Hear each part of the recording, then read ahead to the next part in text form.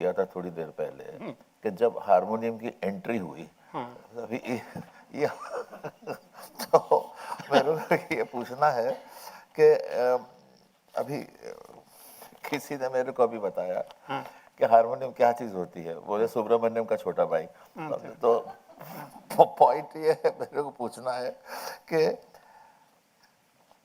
मैंने I am going to read out this In 1994 seminar, many great musicians stated that they would prefer to have sarangi as an accompaniment rather than harmonium. कई लोगों ने ये कहा. On the other hand, we have heard some musicians complaining that unless the sarangi accompanies is highly accomplished, an ordinary player could go out of tune, especially during complicated musical phraseology. On the other hand, harmonium players have fixed notes and therefore do not have such problems. But as I said, the harmonium is an out of tune instrument which will remain, and those who sing with harmonium, they will be out of tune singing. अगर वो या तो हो चुके हैं, नहीं हुआ तो हो जाएंगे.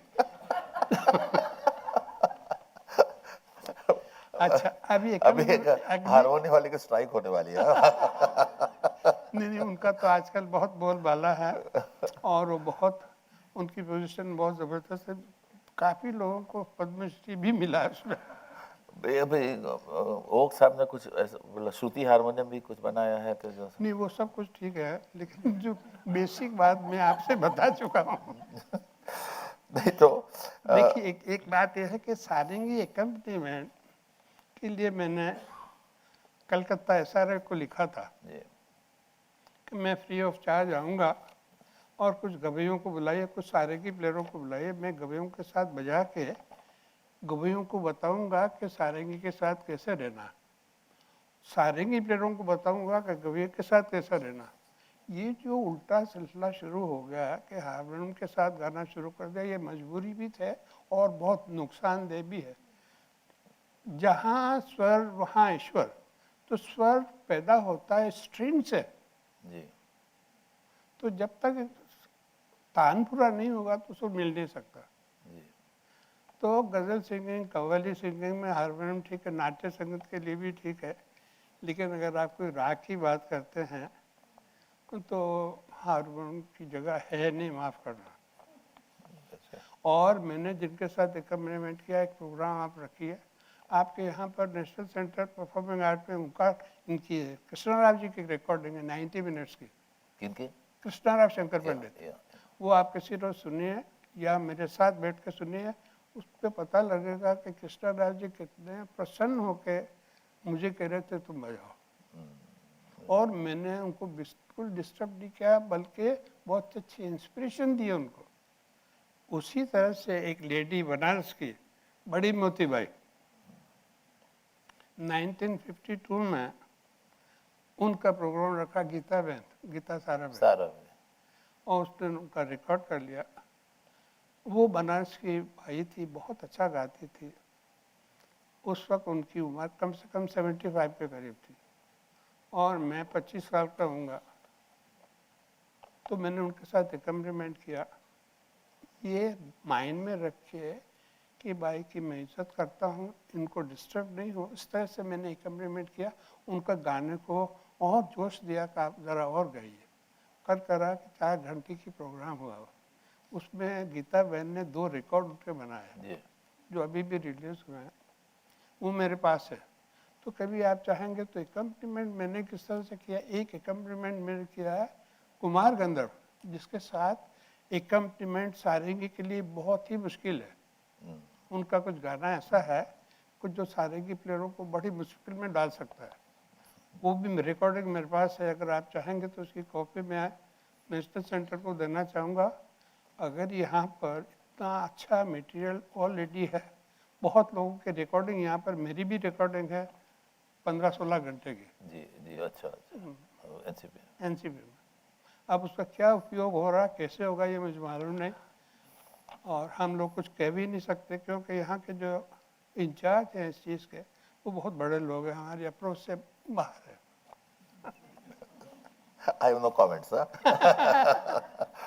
लेकिन एक लिटिल डाइग्रेशन, लेकिन अभी तो पता नहीं लेकिन एक ज़माना ऐसा था कि कोई बहुत बड़ा आदमी, बड़ा पॉलिटिशियन या कोई उनका डेथ हो गया तो रेडियो पे सारंगी बजती थी। ये क्या बात थी? As if it is meant only for pathetic kind of situation. बस यही है इलिटरेसी, जी। इसको कहते हैं इलिटरेसी।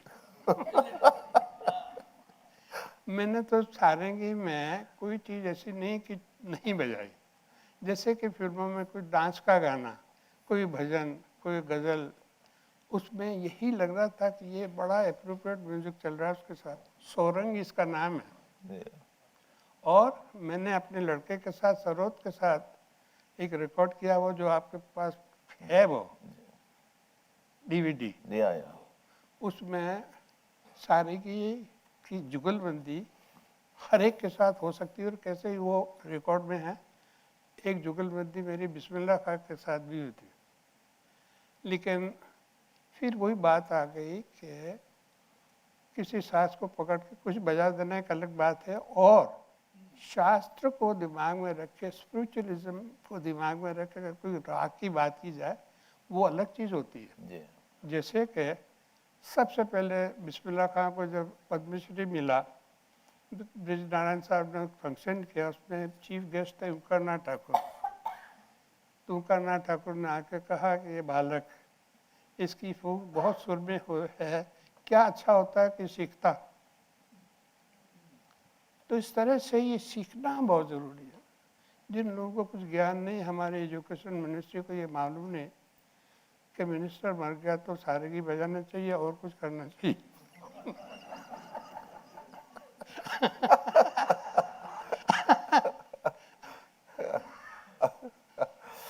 नहीं, रामधारा जी, अभी जैसे कि हर्ष को सुना, बड़ा सुर में बहुत अच्छा बजाए, तो इस तरीके से आपके और भी काफ़ी स्टूडेंट्स होंगे, शागिर्द होंगे। मेरे शागिर्द हैं और सब के सब नाखून से सारंगी बजाते हैं। फिर आपको तो रोकते नहीं उनको? नहीं, मैं उनको प्यार करता हूँ, इनकरेज करता हूँ, और ये कहता हूँ कि ईश्वर है, जहाँ स्वर वहाँ ईश्वर, तो तुम्हें इसका अच्छा अंजाम मिलेगा। ये करते रहो, जो मेरी लड़की भी करती है, ये मेरा पोता भी कर रहा है, और जो भी और भी मेरे से सीखने आते हैं, ये लड़की तानपुरा बजा रही, वो भी सीखती है सारंगी। वाह। इनको सबको मैं एक ही बात ये कहता हूँ कि जो जिस चीज़ के असूल हैं, सारंगी मिजराब से नहीं बच सकती। वो गज से ही बजेगी, तो गज पकड़ना आना चाहिए।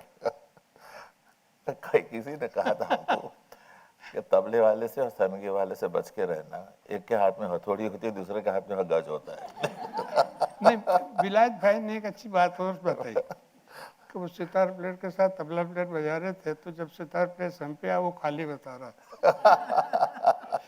तो उस पर तबला प्लेयर को पूछा, भैया ऐसा क्यों कर रहे हो? कहने 10 रुपये निकालो। जब सब बताएंगे। नहीं, कामू महाराज की बात है ये। एक और सवाल था कि आपने प्रदेश में बहुत जगह बजाय, भी थोड़ी देर आपने बात कही कि बड़े बड़े वायलिनिस्ट के साथ क्या, लेकिन इसके अलावा आपका क्या इम्प्रेशन है आज कि अपना म्यूजिक जो अभी बाहर गाया है, बजाने वाले, गाने वाले सब अभी काफ़ी लोग जा भी रहे हैं। Do you think it's a healthy trend जो आज चल रहा है? नहीं अरुण भाई, दुख की बात है कि जो सिस्टमेटिकली जिस चीज़ को पकड़ के जो काम करना चाहिए, वो नहीं हो रहा है। अब कुछ दिखावा ज़्यादा हो रहा है, आर्टिफिशियल बातें कुछ ज़्यादा हो गई, कुछ फुलिश हमारे अंदर कुछ फीलिंग ऐसी आ गई कि अगर हम दिखावा करेंगे तो ज़्यादा नाम होगा, और वो हो भी रहा है अनफॉर्चुनेटली, खास करके इंडिया में। अब्रॉड में भी वो पहले वाली बात तो नहीं रही, लेकिन वहाँ पर उनकी म्यूज़िक को तो उन्होंने प्रिजर्व किया हुआ है। जी। हमारे यहाँ कोई मेथड रहा ही नहीं, खास करके नॉर्थ इंडियन म्यूज़िक में घरानेदार लोग जो मर्जी करें। घरानेदार कह दिया जब आपने। बस वो एक रोशन अली हमारे दोस्त थे, स्टेशन डायरेक्टर थे, और बहुत अच्छा गाते भी थे। एक ज़माना आया जिसमें री ऑडिशन का फॉर्म निकला, रतन जंकर साहब ने निकाला था। तो उनकी भी ऑडिशन, वो गाते थे, फीस तो नहीं मिलती थी लेकिन गाते थे, तो उनकी ऑडिशन हो गई। उन्होंने गाना शुरू किया, दैया कहाँ गए वो लोग। तो रतन जक्कर जी ने कहा कि ये तो बिलावल का ख्याल है, आप भैरव में कैसे गा रहे हैं? कि नहीं, मेरे उस्ताद ने ऐसे ही बताया मुझे, हमारे घराने में ऐसे ही होता है। तो इस तरह की कुछ बातें, ये देखते देखते कुछ चेंजेस आ रहे। मैं चेंजेस के खिलाफ नहीं हूँ, लेकिन चेंजेस हेल्दी होनी चाहिए। ध्रुपद वाले सारंगी क्यों नहीं लेते? ध्रुपद वाले क्या ध्रुपद वाले सारंगी की संगत नहीं बजाया, नहीं किसी ने। अच्छा, वजह कुछ? वजह यही है कि बजाना आया नहीं उनको।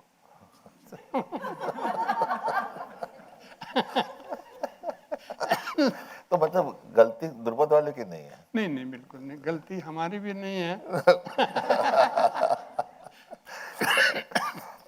अभी रामनारायण जी, एक आज से 25-30 साल पहले एक ऐसा फीलिंग था कि अभी सारंगी, कई रुद्रवीणा वगैरह ऐसे साज लुप्त हो रहे हैं, लुप्त हो गए।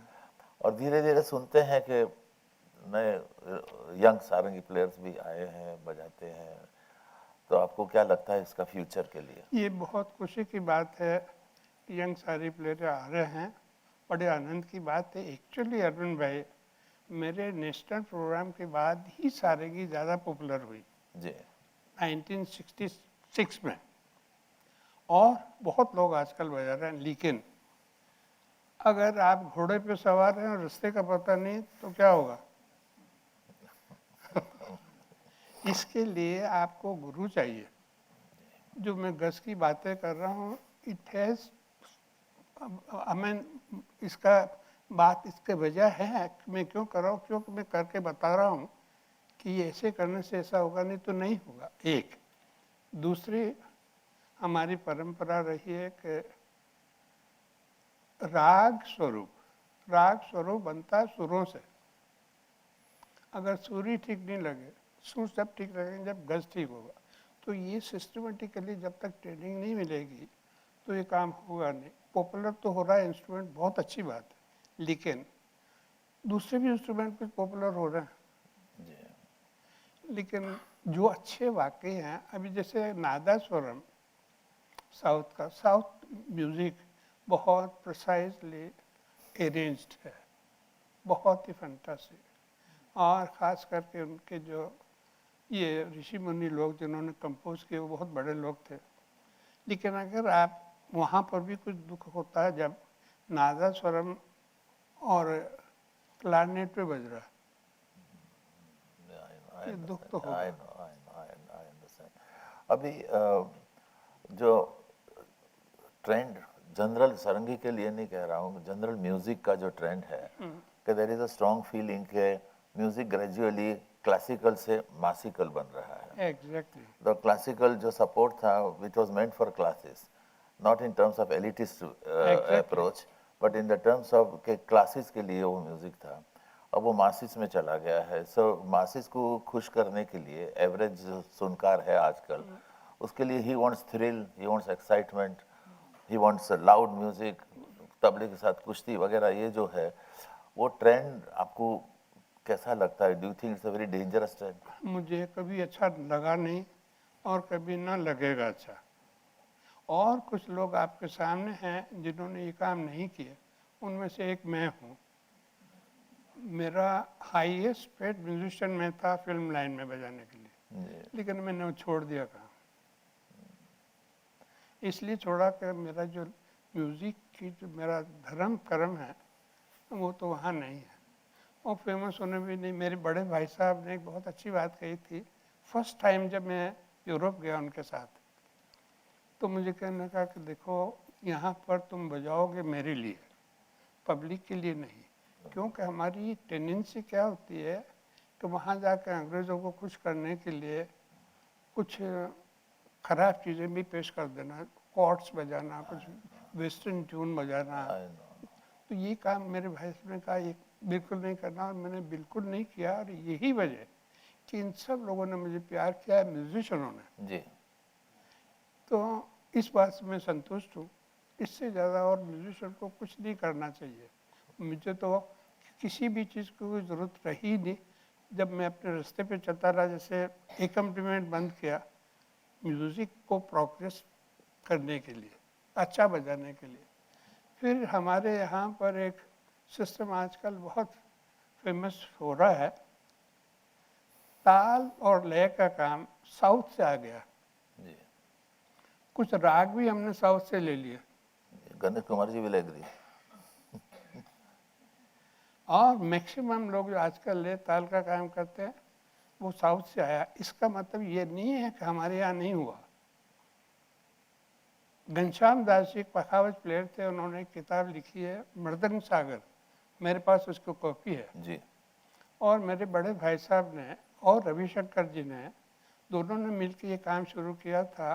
राम नारायण ईश्वरन जी एक मृदंगिस्ट थे, दिल्ली रेडियो पे स्टाफ आर्टिस्ट, उनसे इन दोनों ने ये सीखा और करना शुरू किया। मेरे भाई साहब ने तबला सीखा जहांगीर खान साहब इंदौर में, इंदौर वाले। और बहुत अच्छा समय उनको मिला। उसके बाद जब ये सिलसिला शुरू हुआ रविशंकर के साथ एकम्प्लीमेंट करना, साउथ इंडियन पद्धति से लेकारी का काम करना, ये सब सिलसिला चलता रहा। और मुझे वो सुनाते थे कि देखो ये तीसरे जाते में यूँ करने से यूँ होता, खंडे जाते में ये होता, तो तुम ये समझो, बड़ी इंटरेस्टिंग बात है। तो यूरोप में मेरे भाई साहब साथ में रहे 3 महीने, तो मैंने कहा मुझे आप सिखाइए। कहने लगे नहीं सीखना। मैंने कहा क्यों? कि तेरा म्यूजिक खराब हो जाएगा। अच्छा। नहीं, ये काफ़ी डिस्कशन रामनारायण जी से हुआ। If audience has any questions to ask or any clarification. उन्होंने एक जो इसमें अच्छी बात की वो ये की कि तबले की भाषा खराब नहीं होने दी। बिल्कुल सही। जैसे कि यहाँ पर साउथ के मेथड जो हैं रिदम के, तीसरी जाति, खंड जाति, खंड का मतलब 5, तीसरा मतलब 3, 3 आधी 1.5 हो जाती है, 5 की आधी 2.5 हो जाती है। इसी तरह से सिस्टम चलता है।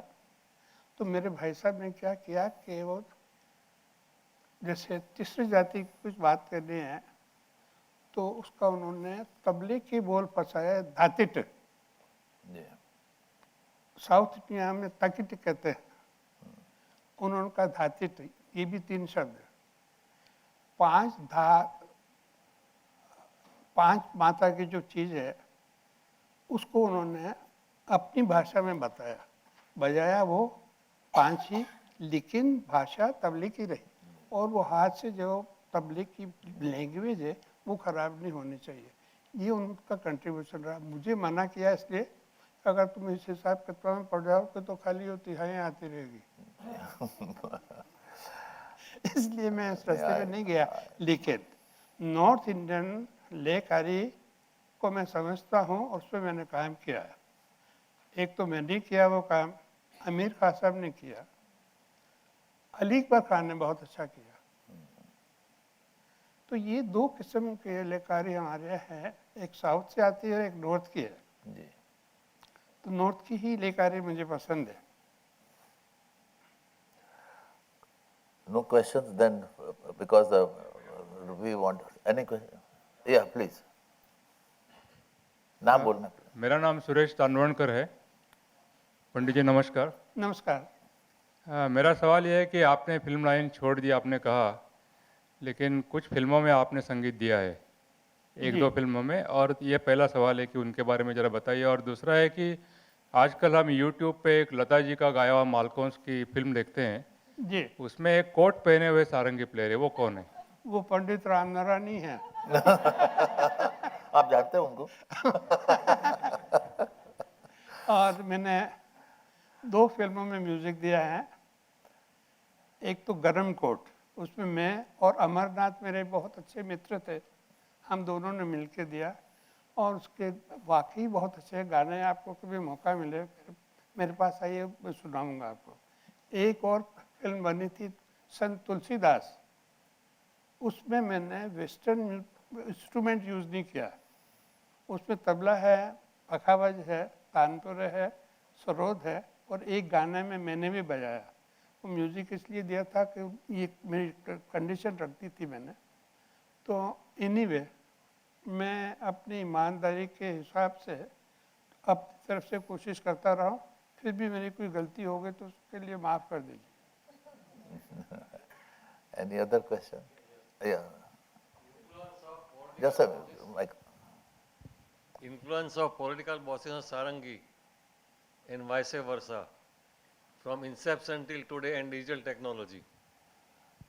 समझाने मेरे को भी समझ में नहीं आया। जरा नजदीक नजदीक जरा जोर से बोलिए kindly. Influence of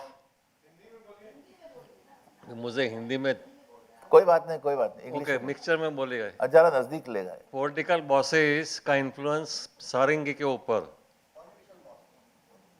political bosses politicians from Inception till today in the digital technology. Sorry Ganesh को क्या क्या कह रहे हो? मेरे को I am sorry, I am not. Political bosses अंग्रेज लोग है, political forces, political bosses politicians हाँ या पॉलिटिकल रूलर्स हाँ ऑन सारंगी हाँ। And vice versa. रजवाड़े थे, नवाब आए, निजाम आए, then So अंग्रेज you लोग आए। want to know whether the political people have affected Sarangi playing, Yeah, or exactly Sarangi right. players have Affecting political misbehaved bosses. with politicians? That's right, हाँ. And technology after that. मेरा ख्याल है is beyond the scope of our music. है ना, politician में क्या वही ना, उनका म्यूजिक अलग है। उनका म्यूजिक अच्छा, एक प्लीज टेक माइक्रोफोन पे बोलिए। नहीं, अच्छा, एनीवन एल्स? वी हैव अच्छा, इनको जरा नाम काइंडली बोलिएगा पहले। My name is Abhilasha. I'm based in Norway, but I live here in Mumbai as well. My question is about fusion of sarangi with Western classical instruments. You did refer to cello and other instruments. I mean, have you actually composed or played with Western musicians as well? चेलो वगैरह के साथ अपने fusion कुछ किया है, मतलब western instrument के साथ कुछ? मैंने बताया ये एक ही फैमिली है जो इंस्ट्रूमेंट बहुत से बजते हैं गज से, वो एक ही फैमिली है, चेलो, वायलिन, व्योला, सारंगी। और फॉर योर इंफॉर्मेशन एक और बात करना चाहूँगा कि ये जो बोर्ड इंस्ट्रूमेंट है गज का साज, ये इंडिया से ही शुरू हुआ है। सबसे पहले गज यहाँ चला है, ये इस बात का प्रूफ है। और इसके बाद और भी इंस्ट्रूमेंट बने हैं गज के, लेकिन दूसरी देशों में, लेकिन सबसे पहले इंडिया में बना हुआ। मतलब आपने उनके साथ संगत भी करी है, मतलब उन सारंगी और जो ये वेस्टर्न वाद्य हैं उनके साथ मतलब संगति भी हुई है, कॉम्पोजिशंस भी हैं? हाँ, वो बिल्कुल होती है, क्योंकि म्यूज़िक एक यूनिवर्सल लैंग्वेज है, यूनिवर्सल स्पिरिचुअल लैंग्वेज है। तो जब हम साथ में बजाते हैं तो म्यूज़िक इंटरनेशनल वही होता है जो हम जानते हैं और वो जानते हैं, भाषा एक ही है वो। तो इसमें कोई अंतर नहीं आता और कोई तकलीफ नहीं होती है हमें बजाने में, और कोई बड़ी बात है भी नहीं। धन्यवाद।